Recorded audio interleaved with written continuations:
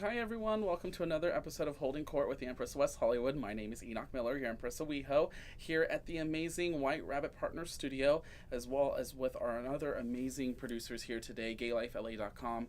We want to offer our special thank yous to them because they're the reason we are here today to have this amazing show.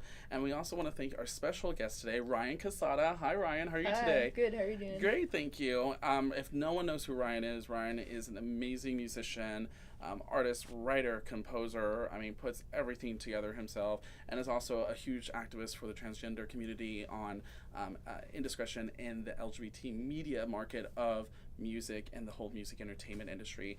So Ryan, let's get right to the beginning of you and the start of life at birth, and kind of really start from you first, of your life back in New York, starting in Long Island, and tell us a little bit about growing up on the East Coast for you. What was that kind of like? Yeah, I grew up on Long Island in Bayshore, and actually I grew up in a little village called Brightwaters, which is inside of Bayshore. Okay, so it's inside Bayshore, inside of Brightwater, or Brightwater's inside of Bayshore, inside of Long Island. Got it. Yeah. Okay, caught up. And I went to Bayshore High School. Okay. And yeah, I had like a pretty normal childhood. So what would you say is the difference for you most that you see between East to West Coast? I know a lot of people say that East Coast people are a little bit more loud and in your face and kind of like direct, whereas like West Coast people are very chilled and laid back. What would you say from your point of view of like going to high school and growing up there was, you say, the biggest difference between East and West Coast? Well, it seems like on the East Coast, everyone's sort of in a rush. Got it. Everyone's got to go somewhere, right? Yeah. Things move a little faster. Okay. People are kind of rude. Yes. They say they're direct, but they can be assholes as well. Yeah. And what would you say is your favorite thing about Long Island, and then your favorite thing about Southern California? Well, my favorite thing about Long Island is my family. Got it.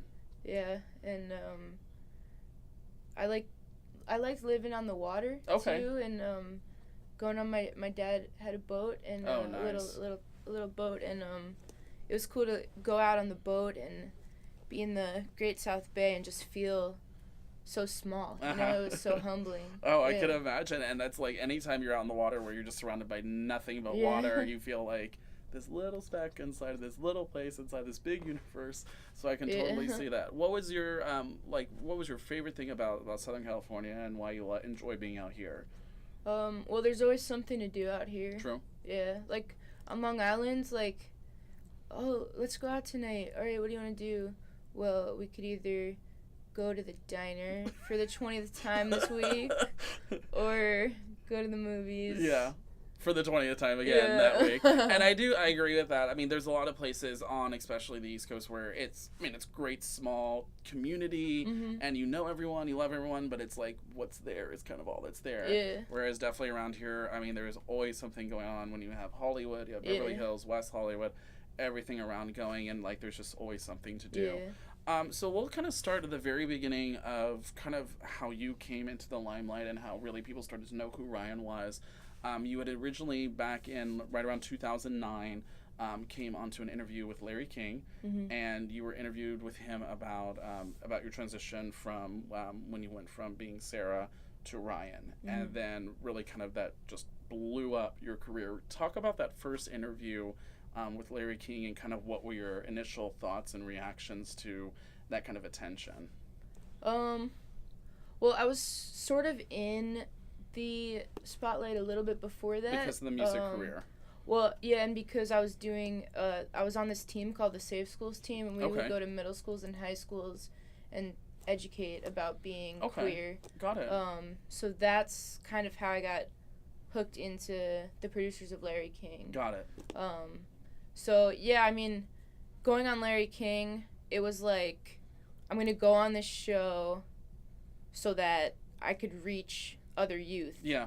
Because at the time there was not one youth on television that was transgender that I could think of. I didn't see myself anywhere. Exactly. Well, and it also still, quite frankly, only recently has, like you're saying, no one was really out there in the public eye giving the transgender community a voice, giving them someone to actually look up to and say, hey, I can look to you for inspiration. I can look to you to see how you've done whatever you've done, whether it's in the process of your transition, what you've done with how you've actually had to live and how you've actually had to do different things. I remember when you seen the interview of you talking on Tyra, explaining how just hitting puberty and then still not exactly having gone through transition yet, of how that was a daunting experience too, of your body still betraying who you really were.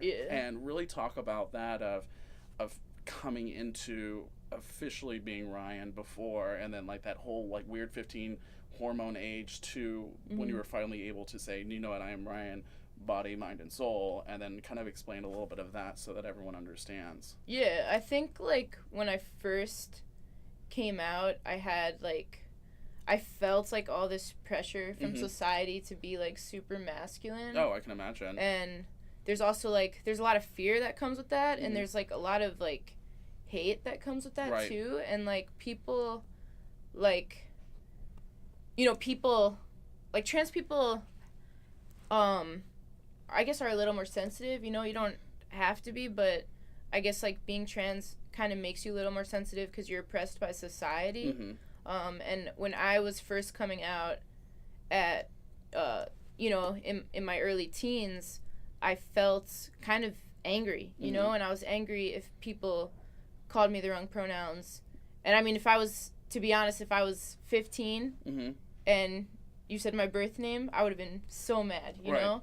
But like I've been out almost 10 years or about 10 years, and like that stuff doesn't really bother me anymore. Right. Well, and also, I mean, you probably developed a very thick skin over the years of having to deal with, like you said, the animosity of people who are just afraid and mad at what they don't understand. And really, I mean, people very slowly, I feel, but it's starting to come a little bit more, are really starting to understand the transgender community. And like, even inside the LGBT community itself. It's a lot better now. It's a lot better, but still, it's like, I mean, you see constantly the uphill battle you guys struggle with, and honestly, transgender individuals have been the ones paving the way long before gays and lesbians were like, oh, we're going to go and fight for our rights. You guys have been fighting for rights long before we have, and you guys have really paved a lot of the way for the LGBTQ plus community as a whole.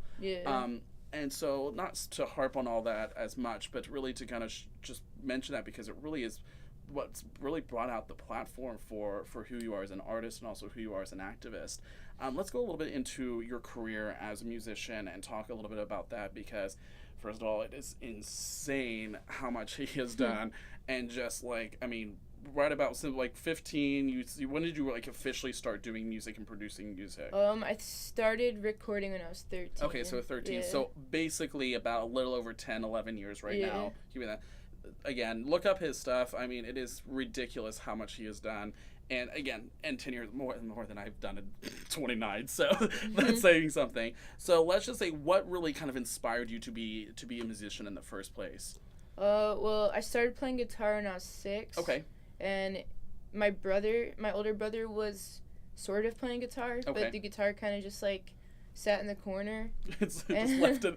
He practiced. And I would like look at it, and I would be like, "Whoa, I want to like play this," you know. And I was like super young, and I would ask my parents like, "Hey, can I like get guitar lessons?" And they'd be like, "No, you're too small." And I just kept asking, and then finally, my mom was like, "All right, like I'll get guitar lessons."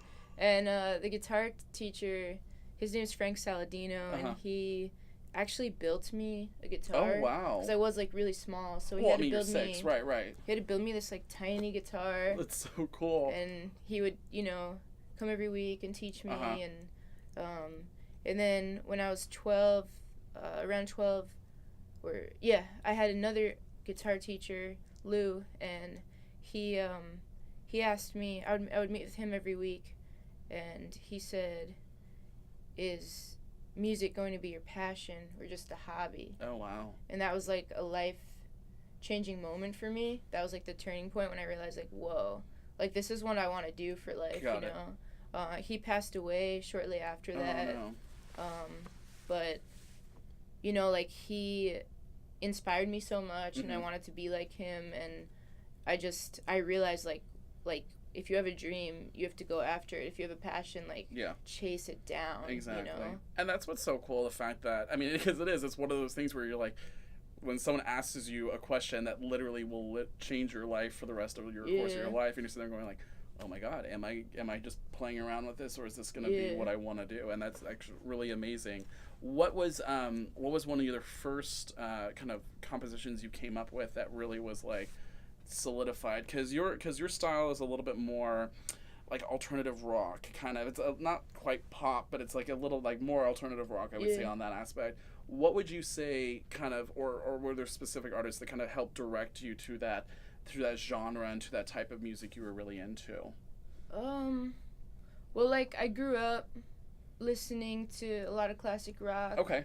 Like, my mom would play Bruce Springsteen and Led Zeppelin and The Doors, and in 6th grade, I got really into Guns N' Roses. I love Guns N' Roses too. No, I agree. I had my little emo phase when I was in high school, and I was like Guns N' Roses, 3 Days Grace, My Chemical Romance, like all that stuff. I loved kind of like that fun period of when rock, like when alternative rock really kind of put it out there and gave it a little bit more of a, and it did mix pop and funk a little bit with rock as well, which I really enjoyed.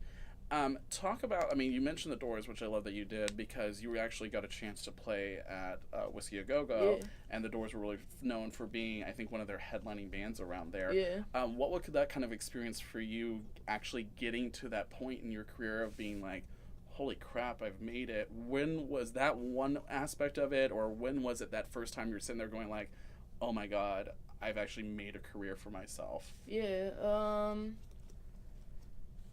I think, like, I got to play a couple dates on the Warped Tour. Okay. And I think that was, like, whoa. Like, you know, like, I won a contest and to get on,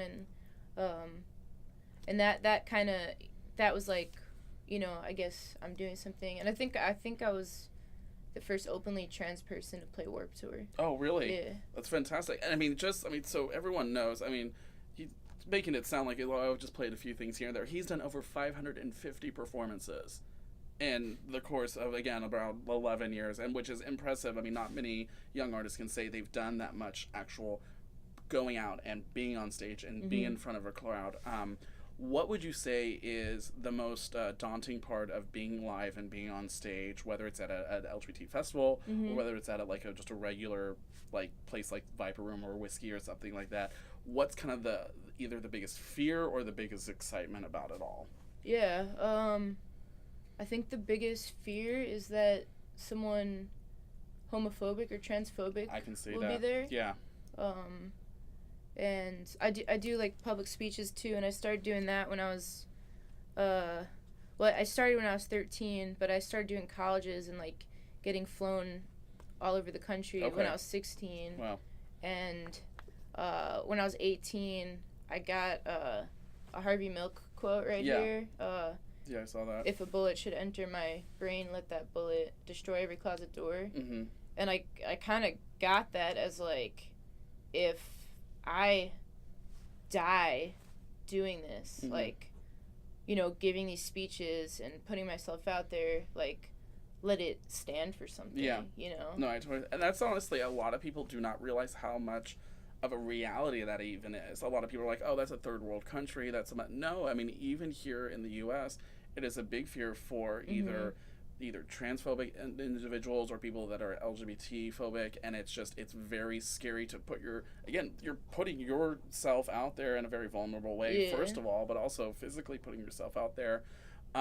It's a very rewarding thing to be able to go and actually inform these people and give them this education as to, first of all, what our community is about, and then the step further as to what the transgender community is about.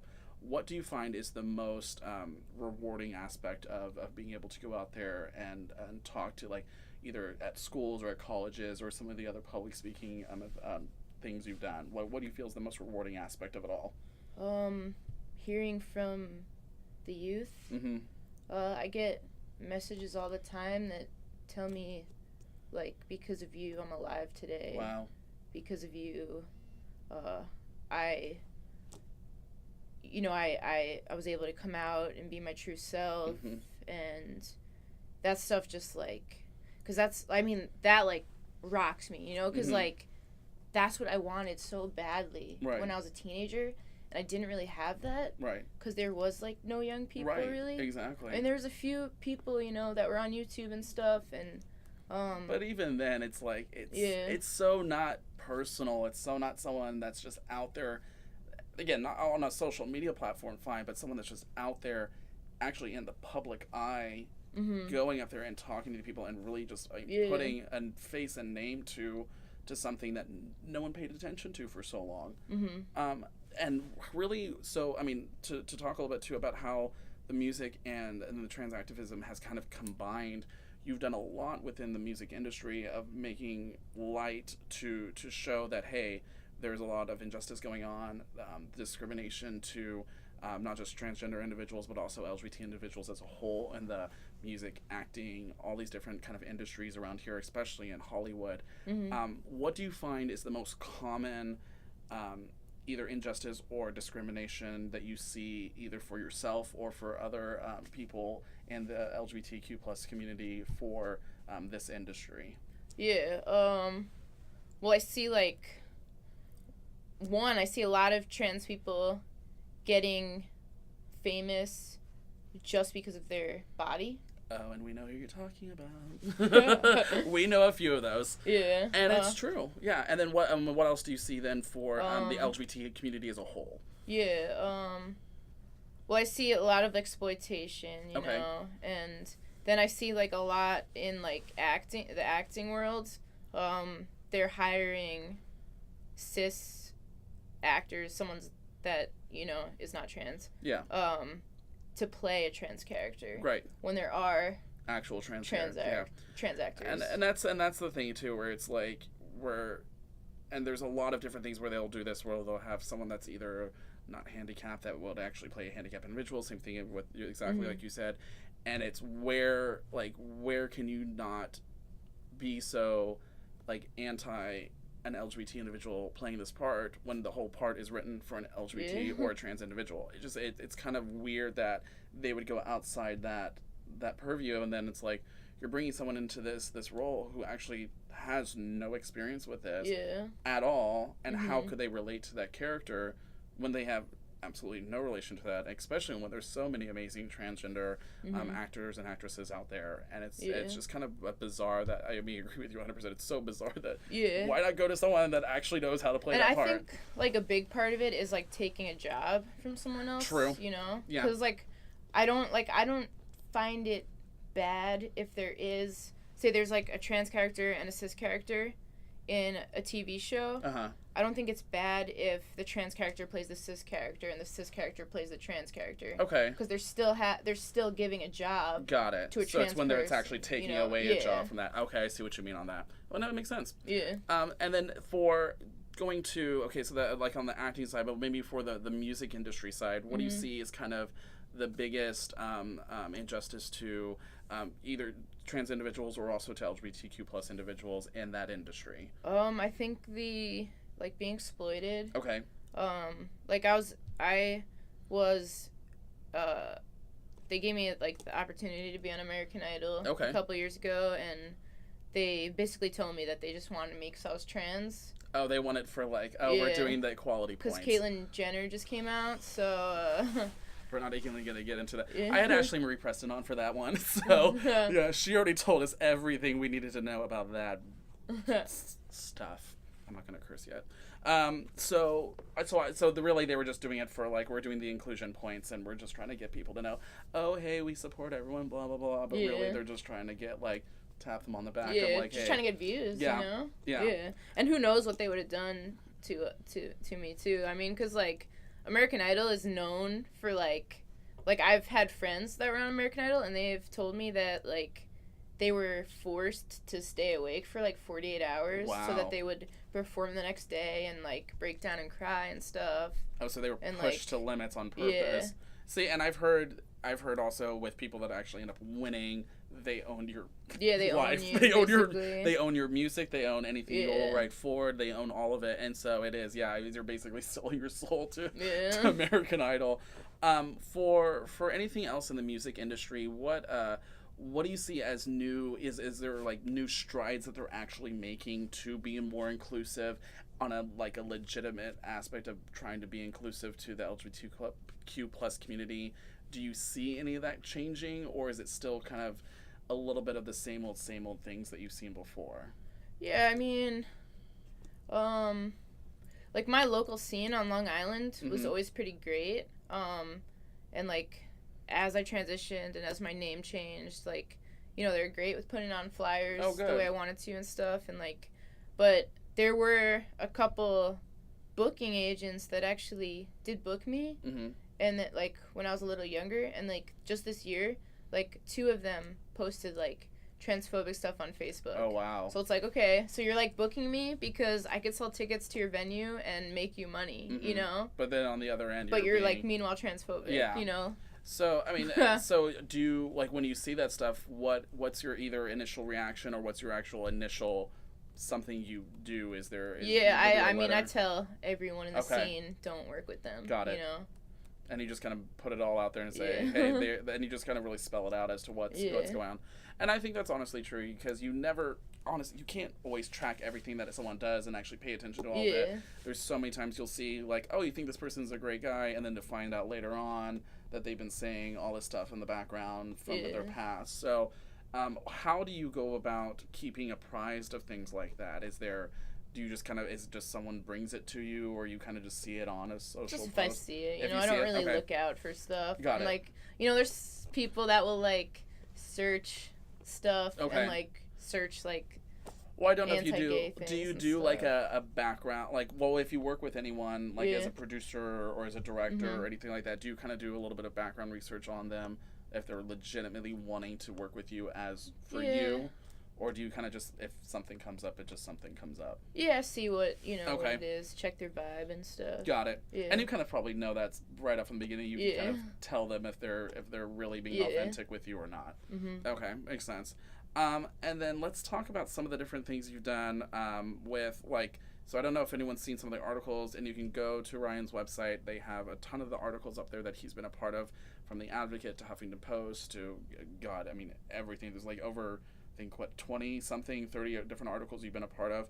My favorite one was the one where you were on the, for The Advocate, where you were listed as the transgender singing sensation.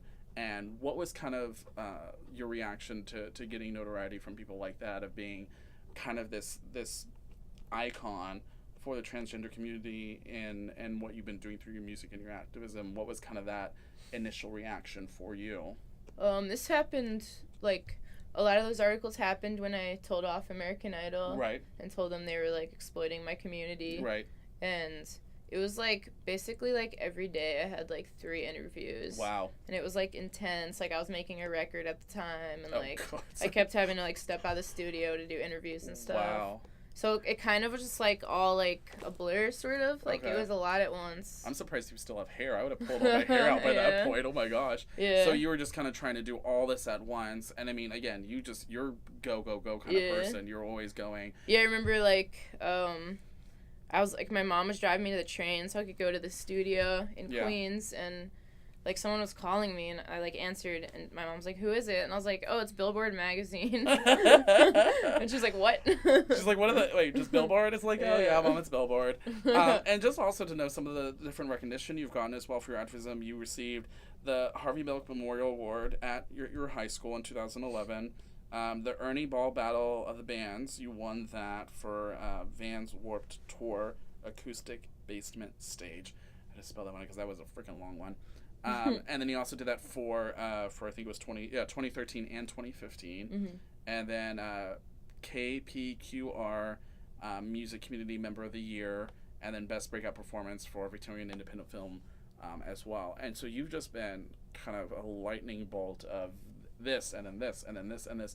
How do you manage to keep, first of all, your sanity, but also how do you manage to keep it all together with the career, with the going and doing interviews and talking and the speeches? How do you manage that on a day-to-day basis for yourself? I just kind of take it as it comes, you know, like praise. Whatever. Like, okay, let's see if this works. Yeah, whatever opportunity comes up, you know, I take it. just go for it and see, you know, if something clashes, I have to see which one is like gonna be better for my career, you know. So it's like just prioritize really. Yeah, most of the time things have just like worked out, you know. Mm-hmm. Yeah. Okay. Well, no, I mean and again, it's good, but it's just like, oh my god, it's a lot. Yeah. Let's talk about some of the different records you put out, because you've put out close to about 11 different records. I say records, albums, whatever. It's all a lot of that you've put out there. So let's go through some of the ones and maybe just have you tell us a couple of your favorite things about them.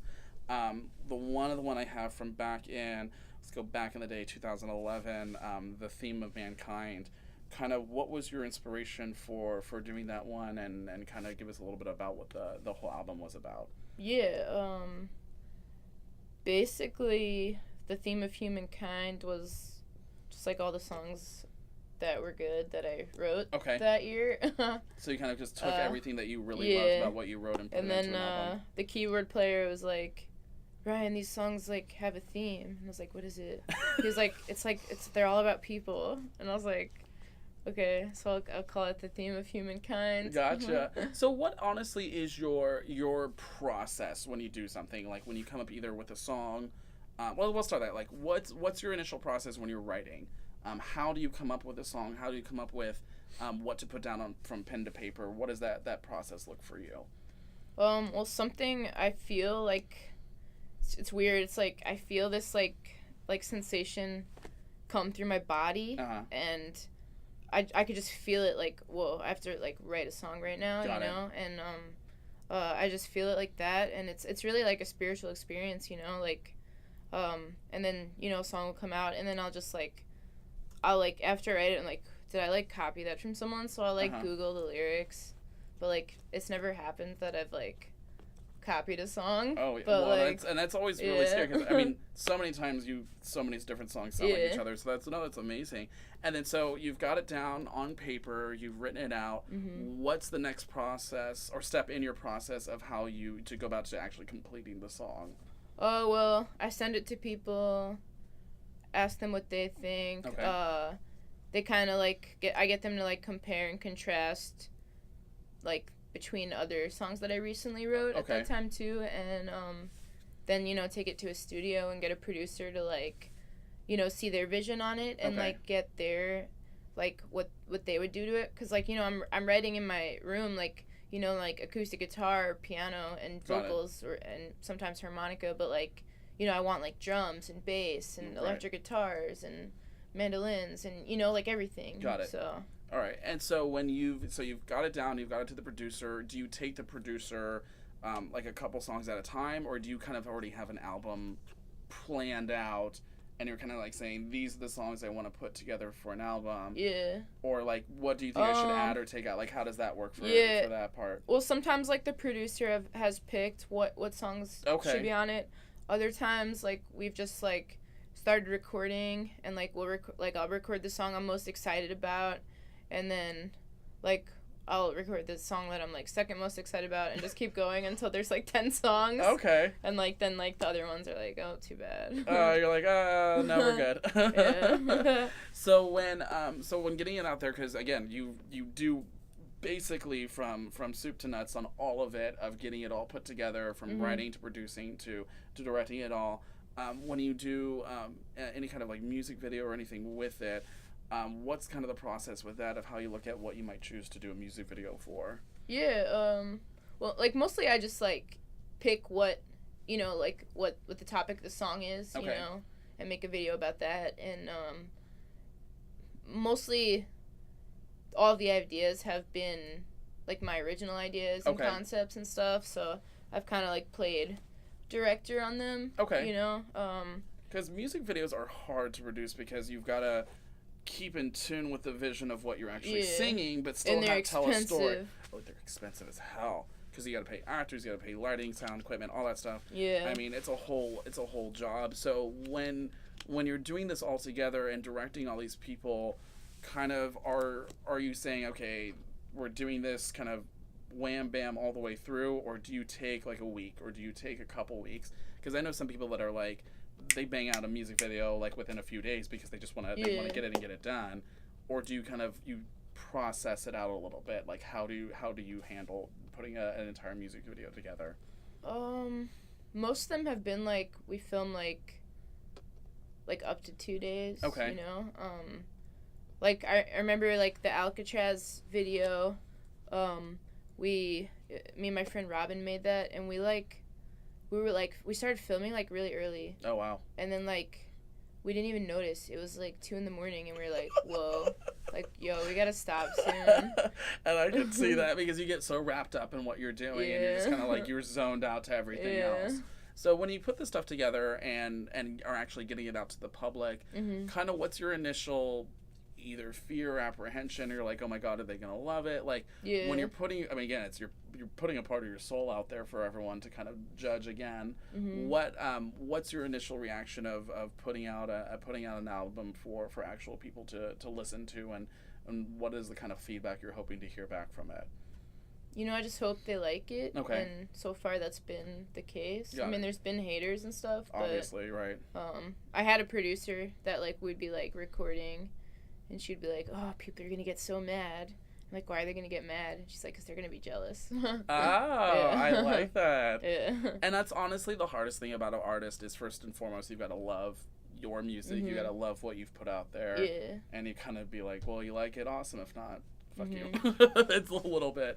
And let's talk a little bit about the different communities, because, I mean, obviously you probably have a very heavy LGBTQ plus community that are a fan base. Yeah. Do you have anything from the straight community that actually kind of gives you any support at all? And if you do, what is kind of their overall, not necessarily tone towards you, but what's their kind of overall attitude towards you and your music? Yeah, I mean, all different types of people listen to my music. I was gonna say show. Yeah. But yeah, like everyone's really listened, you know. Someone that sticks out in particular is my friend Pat, and he's a cis straight man. He loves my music, and him and his girlfriend come to my shows when I'm in New York, and you know they've driven like over 3 hours one way to just get to one of my performances, you know. Got it. So you have a really positive response from that, because again, you always have to wonder, like, okay, if I show up somewhere and they don't know who I am and what I'm about, are they going to be, like you said, are they going to be haters? Are they going to be responsive?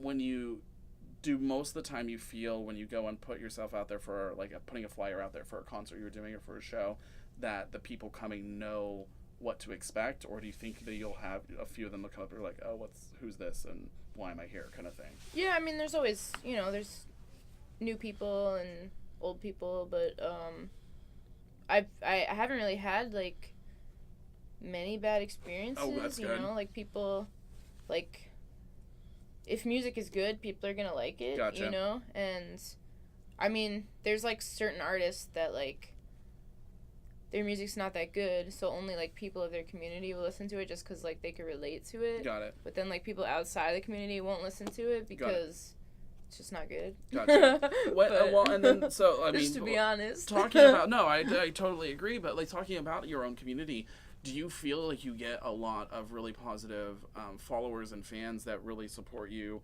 from not just the LGBT community, but from the transgender community? And let's sit and we'll actually go, I'm supporting you, not just for the activism, but for you as a musician. Yeah, I mean, you know, people come to my shows and sing the words, and I mean that means that they've listened to it a bunch, right? No, that means that they're paying attention, exactly. And I the only reason I ask is because a lot of times you feel like you have your own community that fights back with you when you're trying to be like, no, I'm not like trying to do anything other than be myself, have my music that I love and enjoy, and just putting out something that I want you to love and enjoy with me.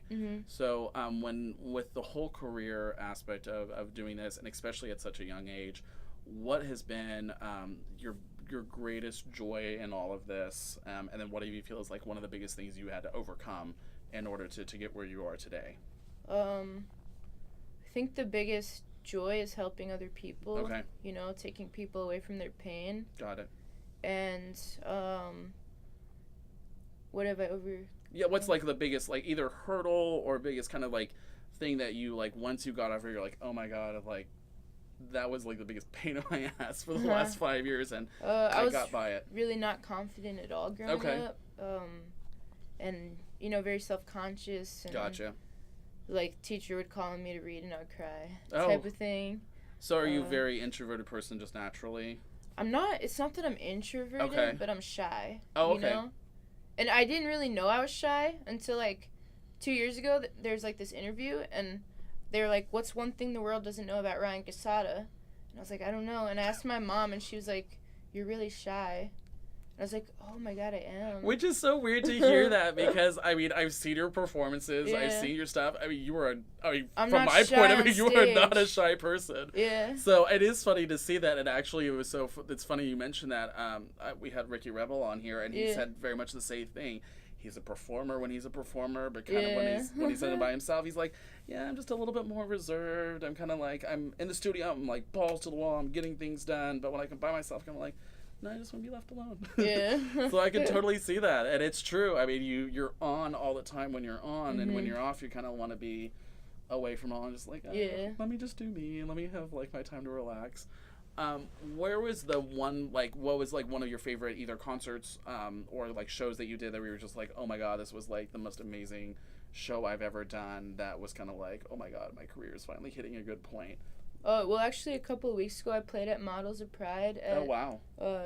Where was that at? USC. USC, okay. And it was like 400 or 500 kids, Oh, wow. 14 to 19, in a theater, and like I was performing, and they all took their like cell phones out and put the lights out. Oh, that is so cool. Yeah. I love it when that happens because it's just like it's just that it's the support you see from the community and also from the people that really enjoy you for what you provide for them as this just beautiful music, and that's so exciting to see. That's so badass. I love it. So what can we expect coming forward in the next? Well, let's say since 2018 is right around the corner, for the next year for Ryan Cassata, what can people look forward to? Well, I'm editing my book right now. Okay. And it's gonna come out soon, hopefully, within the next couple years.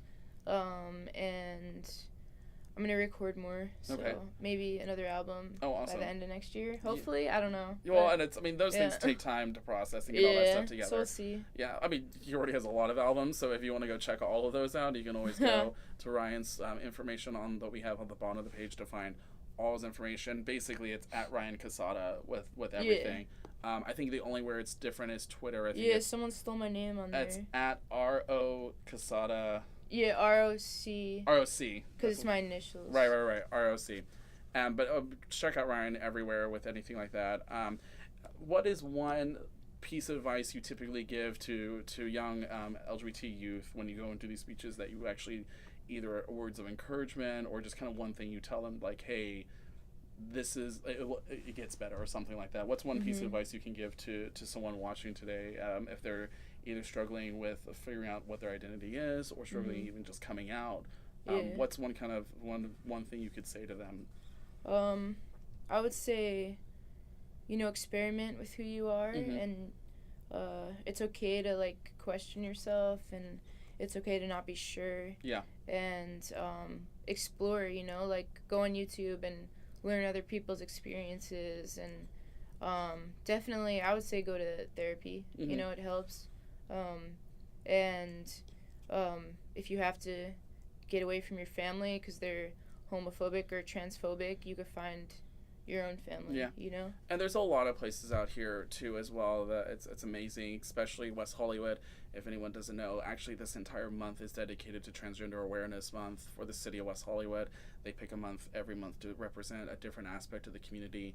And also, I mean, the LGBT Center is amazing. They do so much great work with LGBT youth and transgender youth as well. There's so many different things out there, and always you can always check out Ryan's information and check out Ryan on YouTube as well. You have tons of videos on there talking about a lot of these different issues, and it's really great to have, like you said, someone that really gets it. You've been there, done that all, and you've really kind of got a great platform of giving people a place to know, hey, it's okay to be you, it's okay to be, and I love the fact that you say get out there, explore, figure it out. You never know what it is, and especially in a day like today, don't worry about labels, don't worry about what you think you might or may not be. It doesn't matter today. Just find people that is a group of community that you can be a part of that support you and love you for who or whatever you are and whatever you think you might be, because really it doesn't fucking matter. at all. But we Yeah. want to thank you so much, Ryan, for being here today and really Thank sharing you. your story. Yeah, about thanks for that. having me. No, of course. And we'll definitely have him back on again for sure here probably in the next year once he gets some other things. Probably when your book comes out. I definitely Cool. want to do that. But definitely when something else comes up for you with your new, we'll get him to do a new album here by summer. Maybe. Thank you again as well to gaylifela.com and also White Rabbit Partners for helping produce this show today.